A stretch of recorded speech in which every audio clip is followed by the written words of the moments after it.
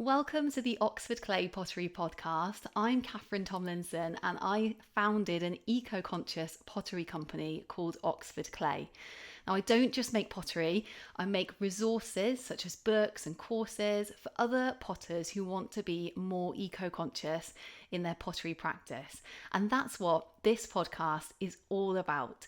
It's about me sharing everything I've learned with you, and I can't wait to get started. Let's go.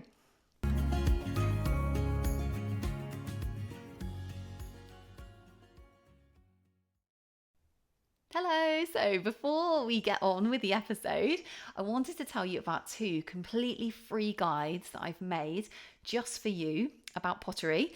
And the first guide is called How to Make a Pottery Glaze. So if you've ever been curious about how to make your own pottery glaze, this guide will show you exactly how to make your own glaze from start to finish. It tells you all the ingredients you need. It tells you step by step how to make the glaze, how to stay safe when glaze making, and it's got a stoneware glaze recipe in there. And if you've been curious about how to fire pottery, I have also made a guide on electric kiln firing. So this guide will tell you all the different terms that's used in like kiln firing, and what they mean, and it also takes you through the exact firing schedule that I use to do my bisque firing and also stoneware glaze firing. So it's got all the temperatures in there, all the timings in there, and both of these guides are available from the Oxford Clay website at www.oxfordclay.co.uk/resources for potters. Okay, let's get on with the episode.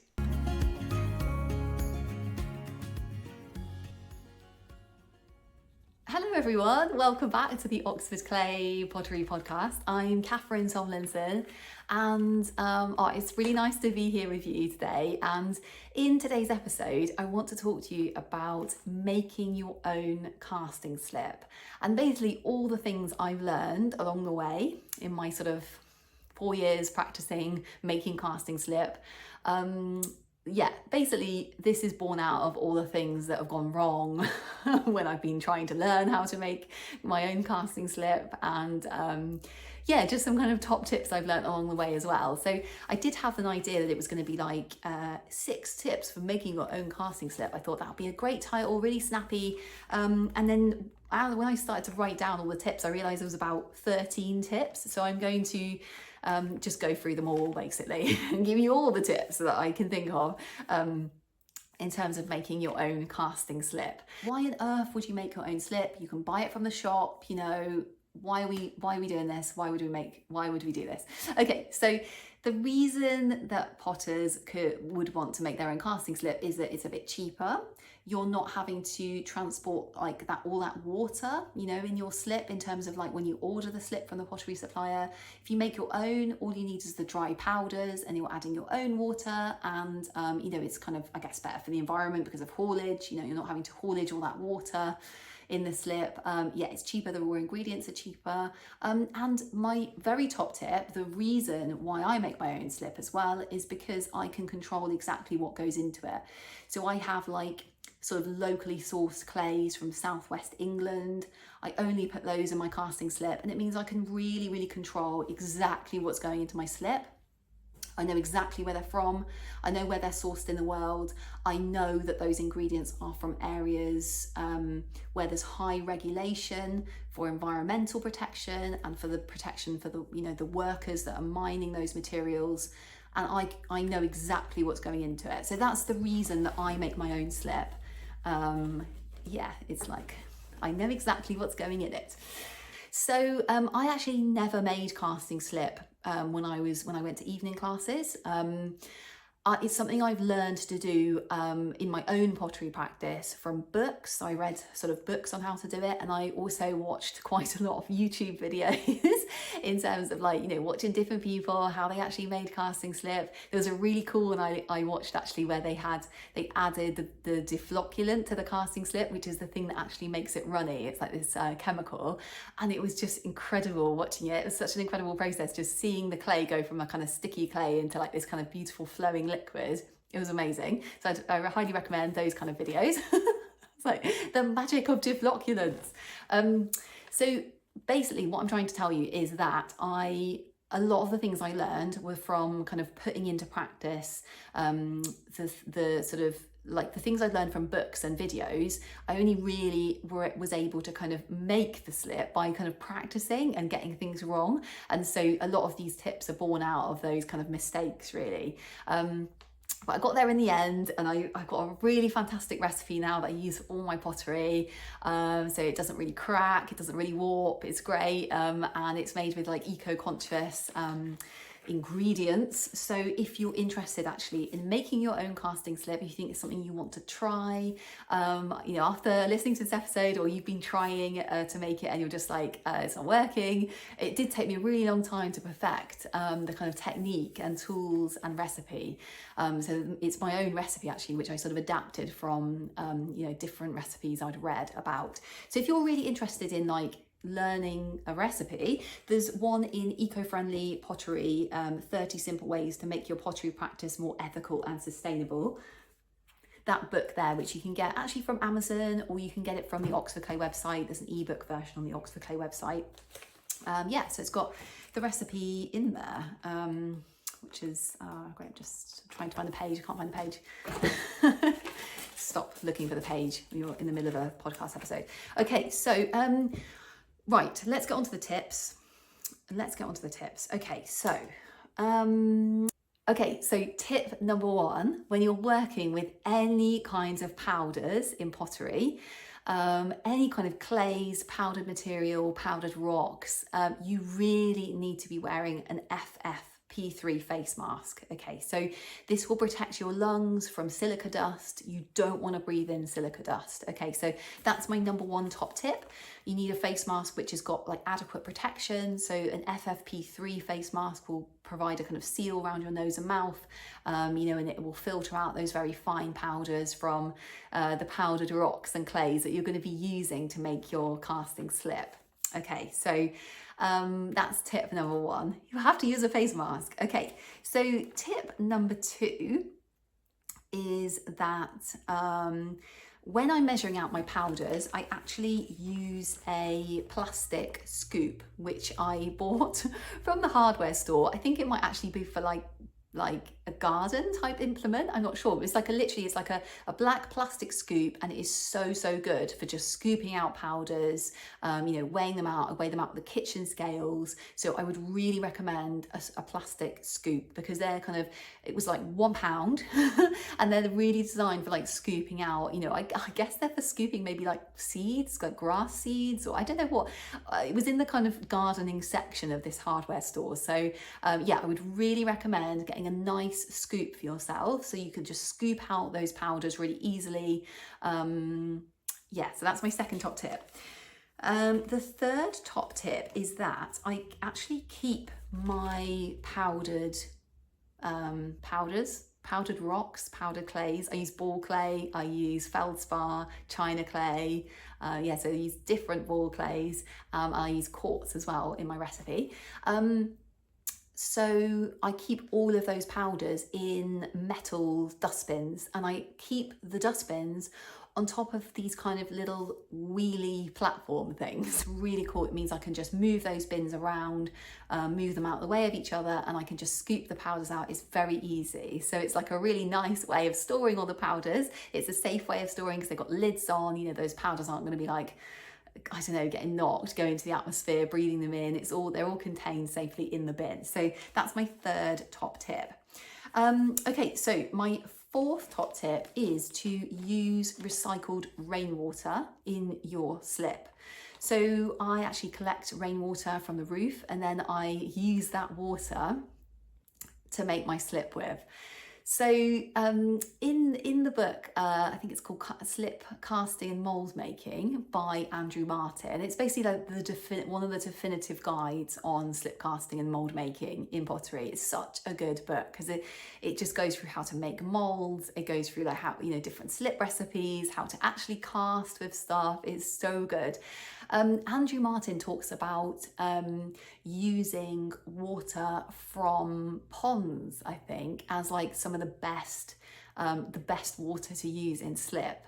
So I thought, okay, I could maybe use rainwater and it's, a similar effect. I don't know if it's a similar effect because I've not used pond water, I haven't compared the two, but I just know that, there's loads of rainwater. It's abundant in the UK. It does seem to rain quite a lot sometimes. So I use that water and I use that in my slip. So that's my fourth top tip. Okay, so tip number 5 is to use paper in your casting slip. So if this is the first time you've ever heard this concept, this is probably seems quite strange, but by adding paper to clay, you make this like incredible superpowered substance that is very, very strong. And then the paper burns out in the kiln and then you're left with this like, incredible pot. But what the paper does is it can prevent cracking, particularly in casting slip cast items. And hand-built items as well. You can also throw with paper clay on the wheel, and it just adds this real strength to the thing you're making.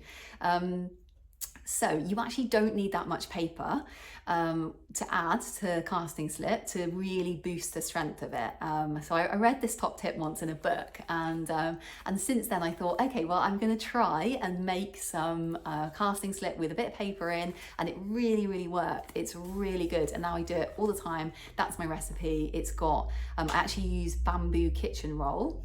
So kitchen roll made with bamboo fibers, but you can use any paper. You can like actually even recycle paper into clay. So if you're interested in paper clay, actually, there's a really good book on paper clay by Rosette Galt, and that just goes through different artists who use paper clay in their work. It goes through all the different ratios of like paper to clay and all the different uses. You can use it for in pottery, and say like clay with more paper in, use for this, and clay with less paper in, use for this. And it's really, really good book. So that's where I learned the concept of adding paper to clay. So I'd really, really highly recommend adding paper to casting slip. So the downside of adding paper is that it can make the slip flow a bit less well when you're actually casting, but the upside is that it's really, really makes your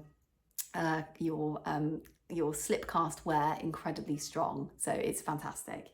So okay, so that's tip number 5. I've actually numbered all my tips because I've numbered them all, and then I just hopefully won't get mixed up with the mega 13 tips. Okay, so tip number 6 is to use a recipe with ball clay in. Okay, so you can use different casting slip recipes if you're making your own casting slip, but just to say, ones with ball clay in generally make a very strong casting slip. So ball clay really adds strength to your pot, and so what I found is it's a great way of making pottery that's stronger, more robust. When you're kind of working with it after you've slip cast something, you might be adding decoration. You might even want to raw glaze it, where you dip it in glaze before you fire it, for its first firing. But by using a recipe which is high in ball clay, it will again help to stop cracking. It just makes that pot like really, really strong. So I'd really recommend that. Okay, so that's number 6, and then number 7 is to weigh out your sodium silicate straight onto your kitchen roll or your paper that you're using in your casting slip. Okay, so let me just explain more about this. Okay, so when you make a casting slip, you have to add a substance called a deflocculant, and deflocculants are the thing that turn the clay from a kind of sticky clay into this beautiful flowing clay, and you have to have some some kind of deflocculant to make a casting slip, really. You can't really make a slip otherwise. So what I use is sodium silicate, and it comes in this kind of clear, I use sodium silicate 140s. I think that's just the measure of strength of the sodium silicate, and it's quite a sort of viscous, almost like a kind of gel-like substance. It's kind of like a very, if you'd imagine like a very, very thick kind of corn syrup or sugar syrup, it's a bit like that. And it kind of it's actually quite tricky to measure out. So what I started doing was, I was like, basically, first of all, I was like measuring it out with a spoon. I get it all over the spoon, and then the thing with the deflocculant is you have to be very, very precise, because it's very easy to add too much. So I'd have this spoon, and I was like, I had the deflocculant on, and I was like, I don't know how much is on the spoon, left on the spoon, because it's such a viscous liquid. There'd be some left on the spoon, there'd be some in the casting slip. I'd be like, oh no, I don't know how to measure this out. So what I started doing was I started measuring, just literally pouring it out. It's such a viscous liquid that you can just pour it out onto a piece of kitchen roll. And I needed 9 grams for my sort of 5 litres worth of casting slip, and so I just would pour it straight onto like a piece of kitchen roll that I was then going to incorporate into that slip anyway. So it's the paper clay part of it. I would just take 1 sheet of the paper that I was going to put into the casting slip, and I would put the sodium silicate, just pour it out. I still do this, pour it out onto the piece of kitchen roll, and then I can just incorporate that piece of kitchen roll into the casting slip. So it's like you're not having to wash anything, you're not having to wash a spoon, you're not having to guess how much sodium silicate is left on the spoon. It's great. So that's probably like, it's in terms of like sort of slip making hacks, that's like up there. So okay, so that's tip number 7. And tip number 8 is so you've got your paper, you're going to put it into your casting slip when you're making it. So what I do is I get the paper, I break it up first, and I add it to the water part of the casting slip. So in this sort of, I use like a measuring jug, and I've got like the water part of it. I've got the sodium silicate part, because that came in with like one of the sheets of kitchen rolls on top of that, and then I've got all the other sheets of kitchen roll. And then what I do is I actually use a hand blender, just like a stick blender like you use in the kitchen for like blending a soup or something. I'd recommend having a separate one for pottery. Don't like then blend your soup with it, with all the pottery on it and stuff. But what I do is I basically use a stick blender to zhuzh, like blend up the paper into a kind of paper pulp water sodium silicate suspension. So that is my kind of liquid that I'm going to then be adding to the dry ingredients that I've weighed out. So that's what I found, is that is the absolute best way to add the sodium silicate, the water and the paper, to make that kind of solution of those 3 things. That's the best way of adding those 3 things in a way that then is properly kind of incorporated into the casting slip. So that's, the hand blender is such a good thing to use, because it's actually really good for mixing up glazes as well. But it just, if you're trying to use paper, you want that paper to be in a real kind of pulp, you want the fibers to be all kind of free of being in that sheet of paper, because you want to then have it all really evenly distributed in your casting slip, so that's a really good way of doing it. Mix really well, mixes it before you then add it to your slip. Okay, so that's tip number 8. Okay, tip number 9 is something that I've tried. So this is something I do now because I've had loads of kind of trial and error in the past. So what I do now, this is tip number 9, is to make up small amounts of slip each time. Okay, so actually I now use, I actually make up a slip amount every time of about 5 litres.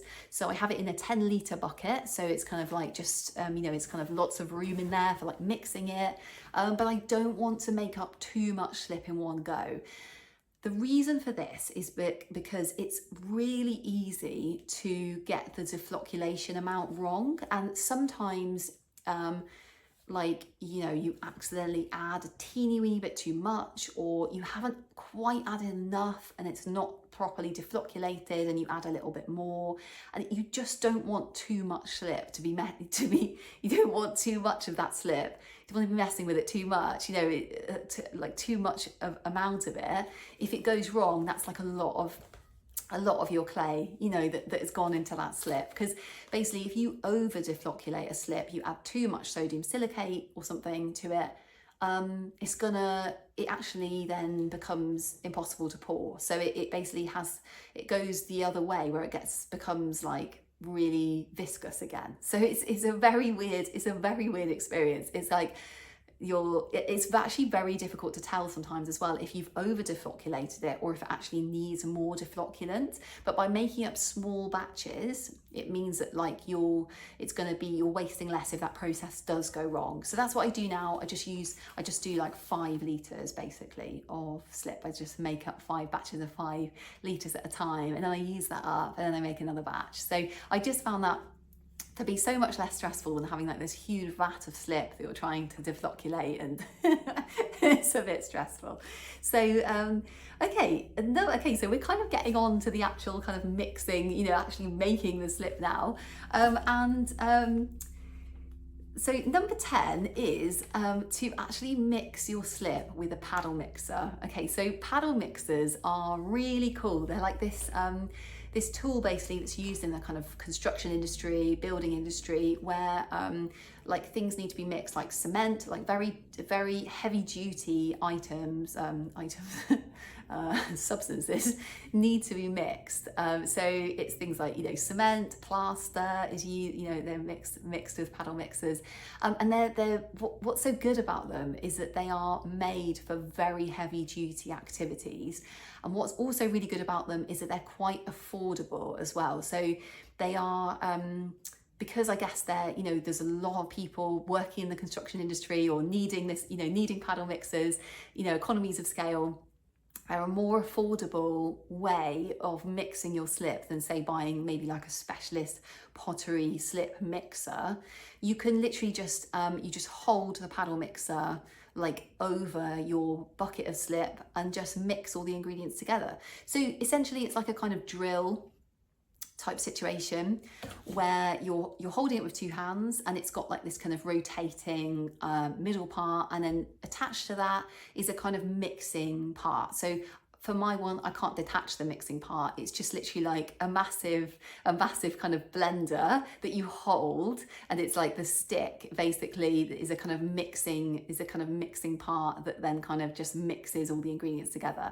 And like I said, it can really handle mixing like really heavy duty things. And do you know, I have to say, before I got a paddle mixer, I was actually mixing slip by hand, and it was taking me so long. And then when I got my paddle mixer, I literally mixed the slip in about 5 minutes, and you know, it was literally taking me probably 45 minutes to mix that slip otherwise, you know, to make sure it was all, you know, by hand. So and a lot of hard work. So I would really, really recommend, if you're going to be like making, you know, slip often, it's a really good way of like, you know, cutting down your labor, making sure the slip is mixed really well. There's specialist equipment out there for you. It's available for you. And like I said, it's like, you know, it's pretty affordable as well. So yeah, paddle mixer, absolute top tip.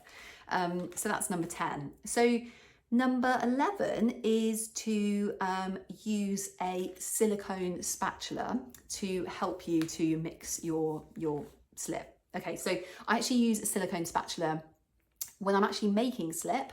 I use it to try to, you know, a bit like, you know, so silicone spatula, I just mean like the one you'd get at the supermarket, like, or something for baking. So it's like a piece of baking equipment. You basically, you know, it's really good at getting like, you know, cake mixes out of bowls. They're so fantastic. You can use the same thing for making sure you've got all the powder from the outside of the bucket when you're mixing. That's what I use it for.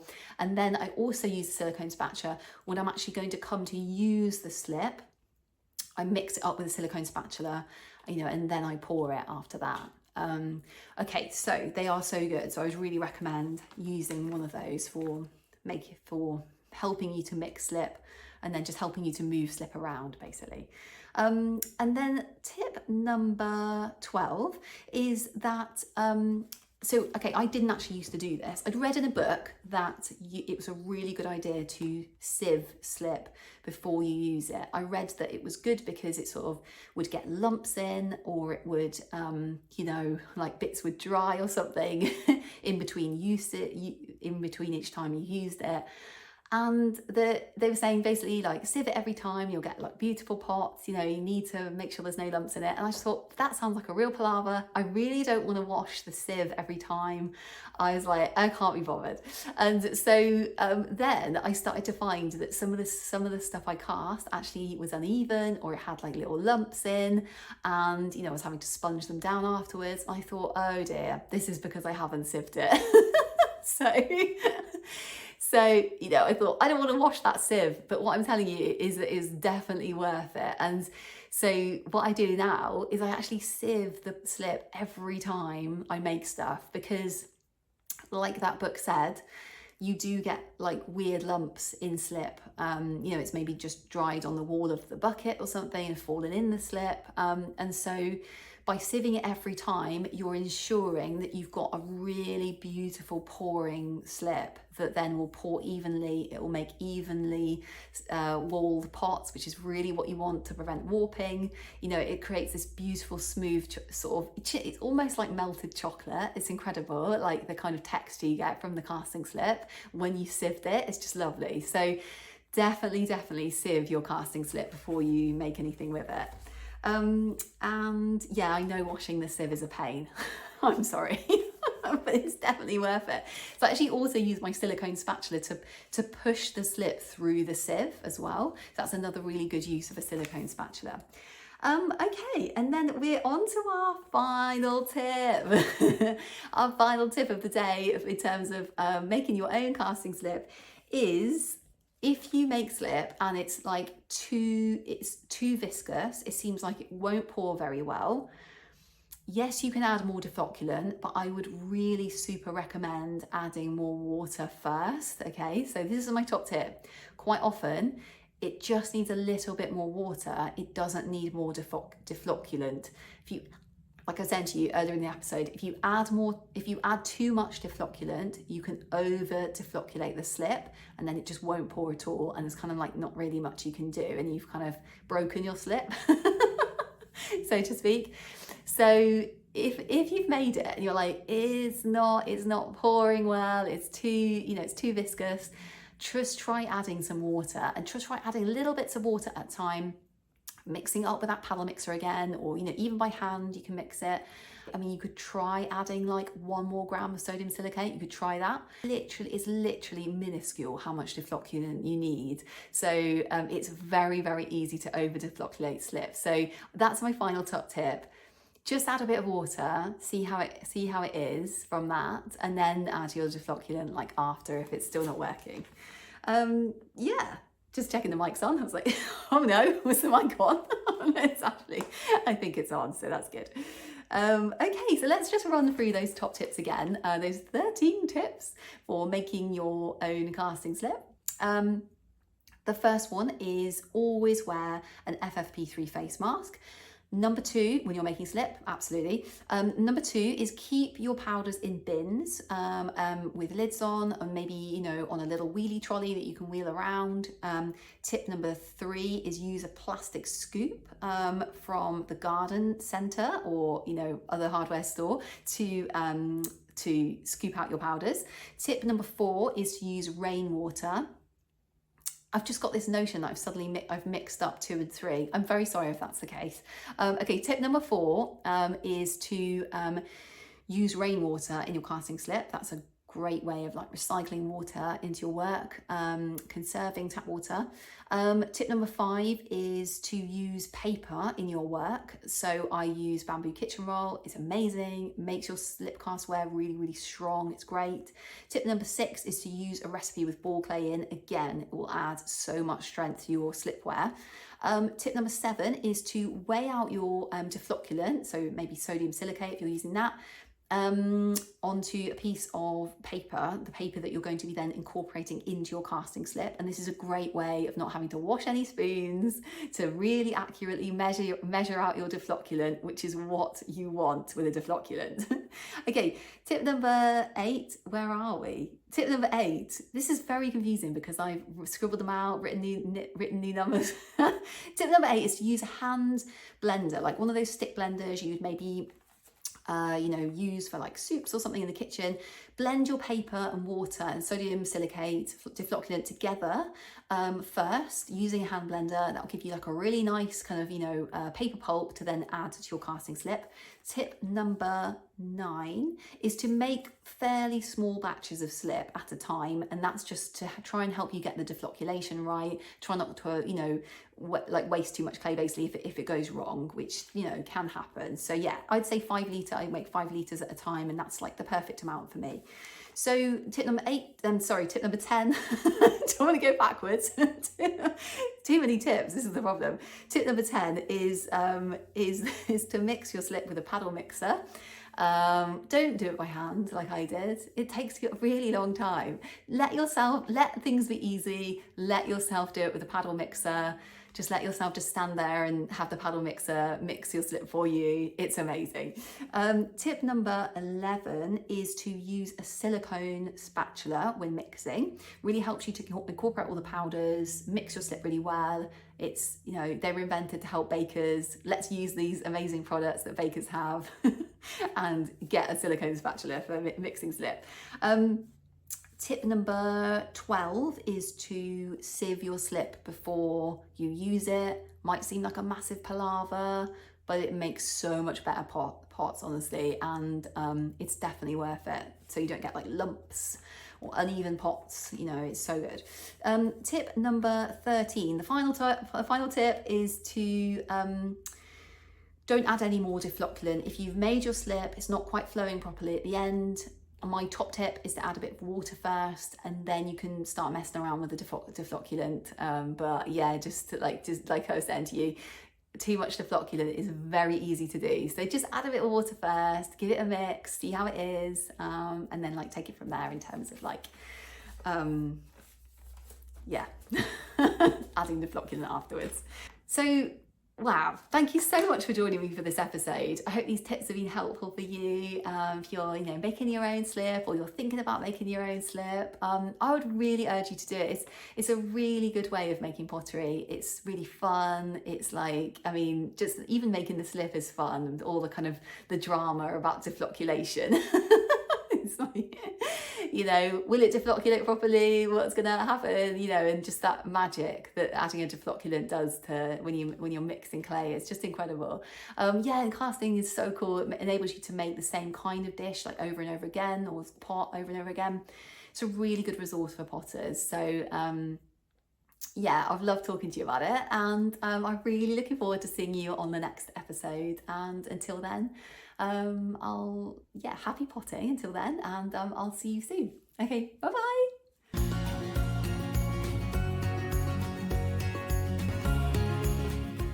Thank you so much for joining me for the Oxford Clay Pottery podcast. If you're interested in learning more about Oxford Clay or eco-conscious pottery, there's so much for you on the Oxford Clay website. There's books, e-courses, there's a blog on there, loads of other podcast episodes, and I can't wait to share it with you. The web address is oxfordclay.co.uk. I'll see you over there.